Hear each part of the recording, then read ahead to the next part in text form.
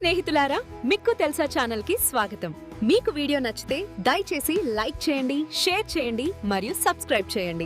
ఎప్పుడైనా అబ్బా మన జీవితంలో ఓ సగటు మనిషిలాగే ఉండిపోతున్నామేమో అనిపించిందా? ఈ ఫీలింగ్ చాలామందికొస్తుంది. కానీ ఈ సాధారణ జీవితం అనే చక్రం నుంచి బయటపడటానికి ఓ ఫార్ములా ఉంది. దాని గురించే ఈరోజు మనం మాట్లాడుకోబోతున్నాం. ఒక ప్రశ్న: జీవితాన్ని కేవలం గడిపేస్తున్నామా లేక నిజంగా జీవిస్తున్నామా? సాక్రటీస్ అంటాడు, ఒక మనిషి తనలో ఉన్న పూర్తి బలాన్ని అందాన్ని చూడకుండానే ముసలివాడైపోవడం ఎంత సిగ్గుచేటు అని. ఆలోచిస్తే నిజమే కదా. ఈ ఆలోచనతోనే మన ప్రయాణం మొదలవుతుంది. సరే, మొదటి విభాగానికి వచ్చేద్దాం. ఈ రోజుల్లో ప్రపంచాన్ని ఓ మహమ్మారి పట్టిపీడిస్తోంది.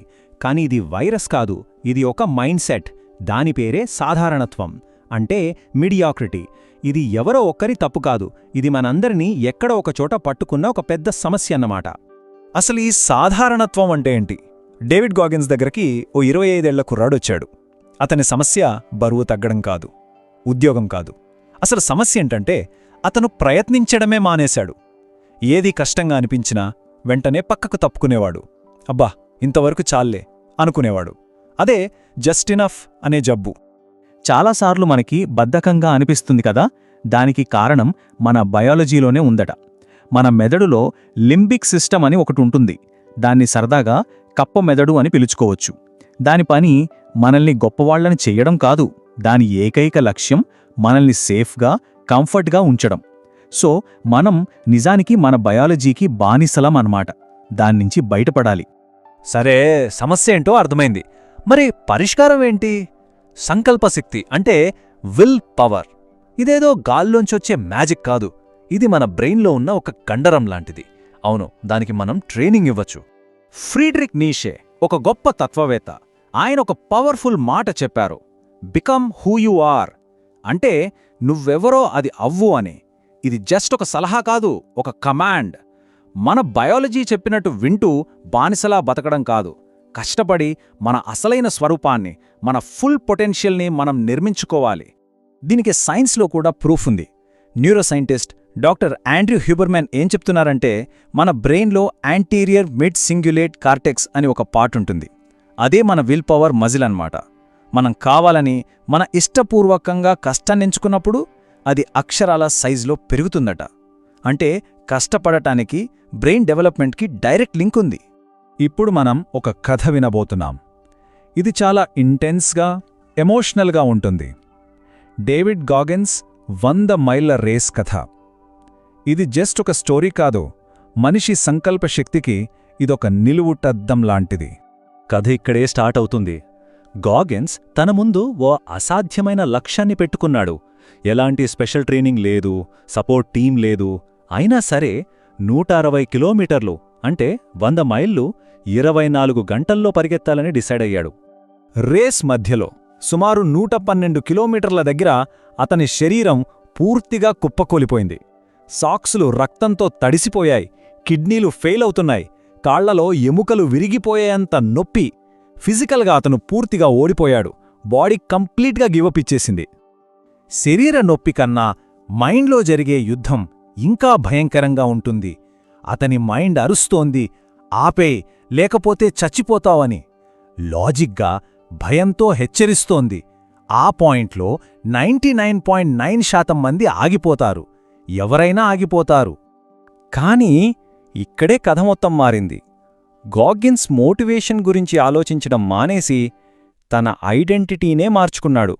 అతను తనతో తాను చెప్పుకున్న ఒకే ఒక వాక్యం అతని ప్రపంచాన్నే మార్చేసింది. అది మోటివేషన్ కాదు, అది అతని అస్సలు స్వరూపం, అతని ఉనికికి సంబంధించిన ఒక స్టేట్మెంట్. ఈ నంబర్ 40%. ఒక్క క్షణం దీన్ని చూడండి. ఇది జస్ట్ ఒక నంబర్ కాదు, ఆ రేస్లో గాగిన్స్ కనుక్కున్న ఒక గొప్ప నిజానికిది సింబల్. అదే 40% రూల్. మన మైండ్ అబ్బా ఇంక నా వల్ల కాదు, పూర్తిగా అయిపోయాను అని చెప్పినప్పుడు మనం నిజానికి మన కెపాసిటీలో 40% మాత్రమే వాడామట. అంటే మనలో ఇంకా 60% పవర్ మిగిలే ఉంటుంది. అదొక రిజర్వ్ ట్యాంక్ లాంటిది. ఓకే, గాగిన్స్ కథ చాలా ఇన్స్పైరింగ్గా ఉంది. ఇప్పుడు ఆ కథ నుంచి మనం నేర్చుకున్న పాఠాలను మన జీవితంలో అప్లై చేసుకోవడానికి కావలసిన ఒక టూల్ కిట్ గురించి చూద్దాం. గాగిన్ సూటిగా చెప్తాడు, మోటివేషన్ ఇస్ గార్బేజ్. అంటే మోటివేషన్ అనేది చెత్తలాంటిది. ఎందుకంటే అది ఎప్పుడూ ఉండదు, వస్తుంది పోతుంది. మనం మోటివేషన్ మీద ఆధారపడకూడదు, మన ఐడెంటిటీనే మార్చుకోవాలి. ఈ గట్టి మనస్తత్వం కోసం కొన్ని సైకలాజికల్ ప్రిన్సిపల్స్ ఉన్నాయి. 1.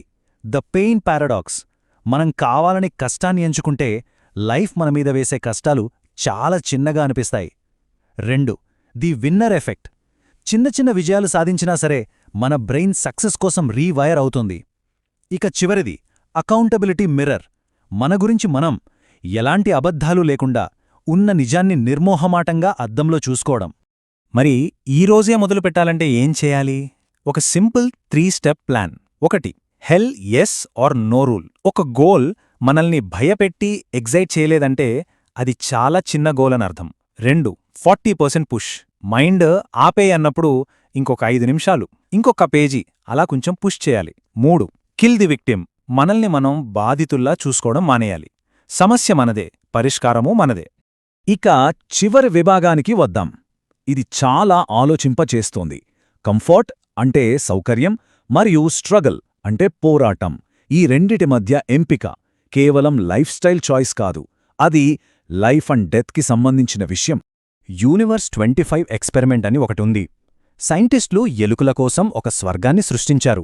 కావలసినంత తిండి, నీళ్లు, పూర్తి భద్రత, ఎలాంటి కష్టం లేదు, పోరాటం లేదు, అన్నీ పర్ఫెక్ట్గా ఉన్నాయి. మరి చివరికి ఏం జరిగిందనుకుంటున్నారు? రిజల్ట్స్ చాలా భయంకరంగా ఉన్నాయి. అక్కడ బద్ధకం పెరిగిపోయింది. తల్లులు పిల్లల్ని పట్టించుకోవడం మానేశాయి. మొత్తం సమాజం కుప్పకూలిపోయింది. చివరికి ఆ జనాభా మొత్తం అంతరించిపోయింది. వాళ్ళని చంపిందేంటో తెలుసా? కంఫర్ట్, సౌకర్యం. ఏ చివరి ఆలోచనతో దీన్ని ముగిద్దాం. జీవితానికి అసలైన కొలమానంలేంది? మనమైన వ్యక్తికి మరియు మనం కాగలిగిన వ్యక్తికి మధ్య ఉన్న గ్యాప్. మన చివరి రోజున ఆ ఇద్దరి మధ్య తేడా ఎంత తక్కువుంటే అంత మంచిది. ఆ గ్యాప్ను పూరించాలా వద్దా అనేది ఇప్పుడు మన చేతుల్లోనే ఉంది.